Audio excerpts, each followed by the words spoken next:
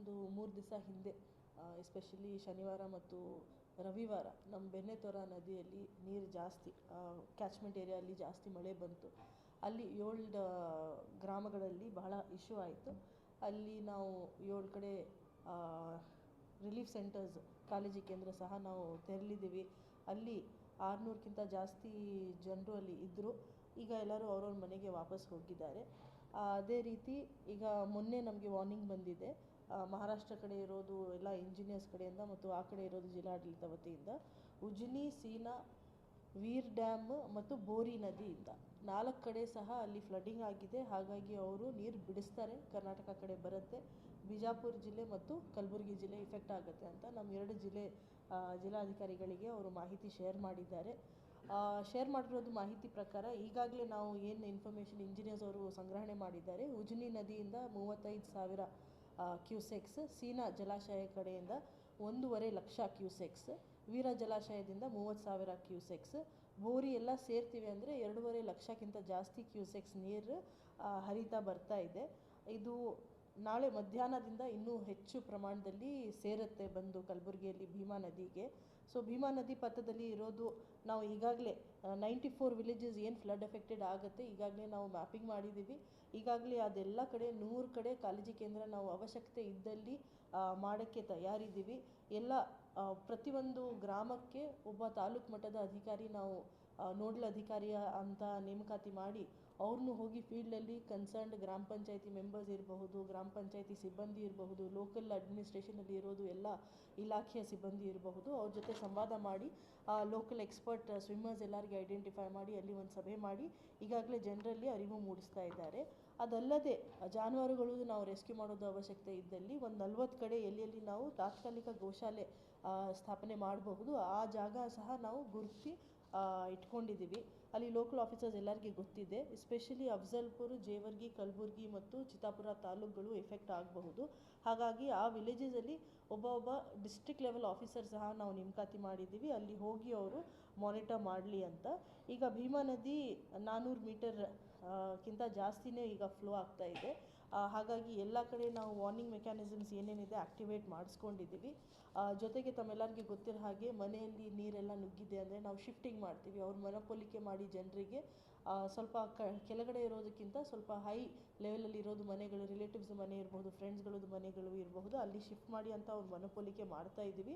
ಅದಲ್ಲದೆ ಯಾರಾದರೂ ಅದನ್ನು ಇಷ್ಟಪಡೋದಿಲ್ಲ ಅಂದರೆ ನಮ್ಮ ಕಾಳಜಿ ಕೇಂದ್ರ ಸಹ ರೆಡಿ ಇದೆ. ಬಹಳಷ್ಟು ಜನರು ಫೋನ್ ಕಾಲ್ಸ್ ಮಾಡ್ತಾ ಇದ್ದಾರೆ. ಹಾಗಾಗಿ ತಾಲೂಕು ಮಟ್ಟದಲ್ಲಿ ಮತ್ತು ಜಿಲ್ಲಾ ಮಟ್ಟದಲ್ಲಿ ಈಗಾಗಲೇ ನಾವು ನಮ್ಮ ಹೆಲ್ಪ್ಲೈನ್ ನಂಬರ್ಸ್ ಈಗಾಗಲೇ ಆ್ಯಕ್ಟಿವೇಟ್ ಮಾಡಿದ್ದೀನಿ. ಜನರಿಗೆ ಮಾಹಿತಿ ಸಿಗೋ ರೀತಿ ನಾವು ಒಂದು ಇದು ಮಾಡಿಸ್ತಾ ಇದ್ದೀವಿ. ತಮ್ಮೆಲ್ಲರಿಗೆ ಗೊತ್ತಿರೋ ಹಾಗೆ ಆಗಸ್ಟ್ ತಿಂಗಳಲ್ಲಿ 1,05,000 ಹೆಕ್ಟೇರ್ ಕ್ರಾಪ್ ಲಾಸ್ ಈಗಾಗಲೇ ನಾವು ಡಿಕ್ಲೇರ್ ಮಾಡಿದ್ದೀವಿ. ಅದು ಜಾಯಿಂಟ್ ಸರ್ವೆ ಸಹ ಮುಕ್ತಾಯ ಆಗಿದೆ. 7 ತಾಲೂಕುಗಳದ್ದು ಪರಿಹಾರ ಪೋರ್ಟಲಲ್ಲಿ ಎಂಟ್ರಿ ಮಾಡೋಕ್ಕೆ ಅವಕಾಶ ಕೊಡಿ ಅಂತ ನಾವು ಬರೆದಿದ್ದೀವಿ. ಇನ್ನೂ 4 ತಾಲೂಕದ್ದು ಸಹ ಈಗ ಕಳಿಸಿದ್ದೀವಿ.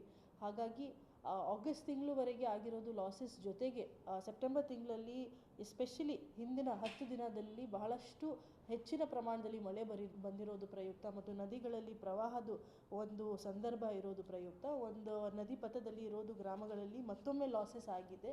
ಅದು ಸಹ ಪ್ರಾಥಮಿಕ ವರದಿ ಮಾಡೋಕ್ಕೆ ನಾವು ಅಧಿಕಾರಿಯವರಿಗೆ ಈಗಾಗಲೇ we have given them instructions. ಅವ್ರು ಈಗಾಗಲೇ ಫೀಲ್ಡ್ಗೇನು ಹೋಗ್ತಾ ಇದ್ದಾರೆ.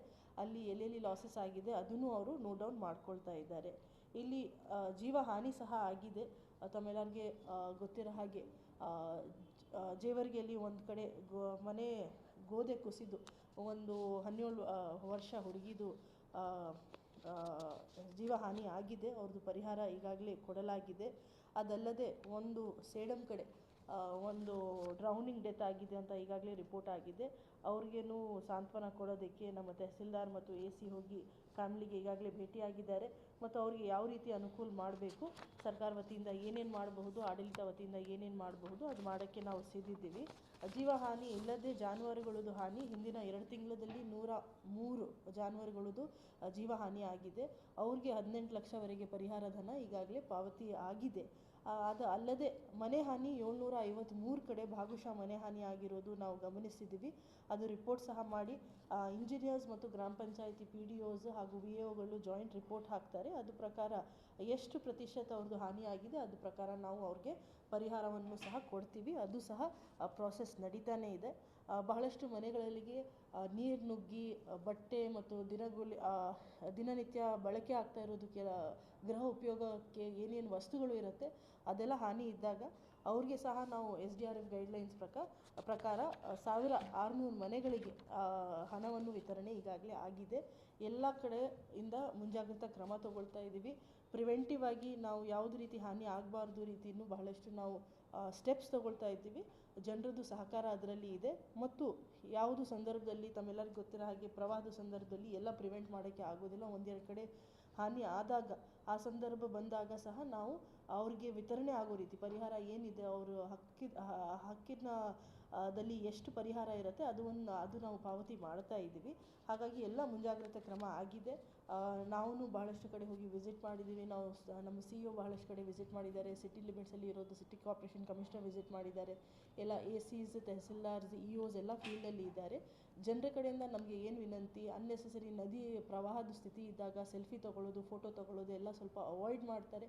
ಮತ್ತು ಅವರು ಮುಂಜಾಗ್ರತೆಯಿಂದ ಇರ್ತಾರೆ ಅಂದರೆ definitely all of us together in a collective way can win over this situation. ಈಗಾಗಲೇ ಮನ್ನೂರ್ದು ಶಿಫ್ಟಿಂಗ್ ಸ್ಟಾರ್ಟ್ ಆಗಿದೆ. ನಾಳೆ ಮಧ್ಯಾಹ್ನವರೆಗೆ ನೀರು ಬರುತ್ತೆ. ಅದು ಪ್ರಕಾರ ನಾವು ನೋಡಿ ಎಲ್ಲೆಲ್ಲಿ ಈಗಾಗಲೇ ಎಲ್ಲ ಕಾಳಜಿ ಕೇಂದ್ರಗಳು ತಯಾರಿ ಆಗಿದೆ. ಕ್ಲೀನಿಂಗ್ ಆಗಲಿ, ಅಲ್ಲಿ ಏನೇನು ವ್ಯವಸ್ಥೆ ಇರಬೇಕು ಅದೆಲ್ಲ ಮಾಡಲಾಗಿದೆ ಈಗಾಗಲೇ. ಸೊ ಎಲ್ಲೆಲ್ಲಿ ಅವಶ್ಯಕತೆ ಇರುತ್ತೆ ಆಲ್ರೆಡಿ ಹೇಳಿದ್ದೀನಿ ಅಲ್ಲ. ಆಲ್ಮೋಸ್ಟ್ 90 ವಿಲೇಜಸ್ ಐಡೆಂಟಿಫೈ ಮಾಡಿ ನಾವು ಇಟ್ಕೊಂಡಿದ್ದೀವಿ. ಭೀಮಾ ನದಿಯಲ್ಲಿದೆ ಈ 4 ತಾಲೂಕುಗಳಲ್ಲಿ ಈಗಾಗಲೇ ಐಡೆಂಟಿಫೈ ಮಾಡಿದ್ದೀವಿ. ಯಾವುದು ಹೈಲೈಂಗ್ ಏರಿಯಾಸ್ ಇದೆ, ಶಾಲೆ ವ್ಯಾಪ್ತಿ ಇರಬಹುದು, ಯಾವುದಾದ್ರು ಭವನ ಇರಬಹುದು, ಯಾವುದಾದ್ರು ಚೌಲ್ಟ್ರಿ ಇರಬಹುದು, ಈಗಾಗಲೇ ಐಡೆಂಟಿಫೈ ಮಾಡಿ ಆ ಪಟ್ಟಿ ಎಲ್ಲ ನಮ್ಮ ಲೋಕಲ್ ಆಫೀಸರ್ಸ್ ಕಡೆ ಇದೆ. 40 ಕಡೆ ನಾವು ಜಾನುವಾರುಗೋಸ್ಕರ ಎಲ್ಲೆಲ್ಲಿ ಮಾಡಬಹುದು ಅದನ್ನು ನಾವು ಐಡೆಂಟಿಫೈ ಮಾಡ್ಕೊಂಡಿದ್ದೀವಿ. ಅವಶ್ಯಕತೆ ಇದ್ದಲ್ಲಿ ನಾವು ಬಳಕೆ ಮಾಡೋಕ್ಕೆ ಸಿದ್ಧಿದ್ದೀವಿ. ಸಾಕಷ್ಟು ಅನುದಾನವನ್ನು ನಮ್ಮ ಕಡೆ ಈಗಾಗಲೇ ಇದೆ. SDRF NDRF ಗೈಡ್ಲೈನ್ಸ್ ಪ್ರಕಾರ ನಮಗೆ ಏನೇನು ಬಿಡುಗಡೆ ಆಗಿದೆ ಸ್ಟೇಟಿಂದ ಅದಿದೆ. ತಹಸೀಲ್ದಾರ್ಗಳಿಗೇನು ನಾವು ಈಗಾಗಲೇ ಬಿಡುಗಡೆ ಮಾಡಿಸಿದ್ದೀವಿ. ಸೊ ದಟ್ ಡಿಲೇ ಆಗೋದು ಬೇಡ. ಮಾನ್ಯ ಸಚಿವರು ಆಗಲಿ, ಎಲ್ಲ ಮಾನ್ಯ ಸಾಂಸದರು ಆಗಲಿ, ಎಲ್ಲ ನಮ್ಮ ಶಾಸಕರು ಆಗಲಿ ಅವ್ರನ್ನೂ ಸಹ ಸಹಕಾರ ಕೊಡ್ತಾ ಇದ್ದಾರೆ. ಅವ್ರನ್ನೂ ಹೋಗಿ ಫೀಲ್ಡ್ಗೆಲ್ಲ ವಿಸಿಟ್ ಮಾಡಿಸ್ತಾ ಇದ್ದಾರೆ. ಎಲ್ಲೆಲ್ಲಿ ಸಮಸ್ಯೆ ಇದ್ದಾಗ ಅವ್ರನ್ನೂ ಅಧಿಕಾರಿ ವರ್ಗವ್ರ ಜೊತೆ ಸಂಪರ್ಕದಲ್ಲಿ ಇದ್ದಾರೆ. ನಾವು ಎಲ್ಲರೂ ಸಮಾನಾಗಿ ಒಕ್ಕೂಡಿಸಿ ನಾವು ಈ ಒಂದು ಸಿಚುವೇಶನ್ ಮೀರಿ ನಾವು ಜನರಿಗೆ ಅನುಕೂಲ ಆಗೋ ರೀತಿ ಆಗಲಿ ಅಂತ ನಾವು ಒಂದು ಪ್ರಯತ್ನ ಮಾಡ್ತಾ ಇದ್ದೀವಿ.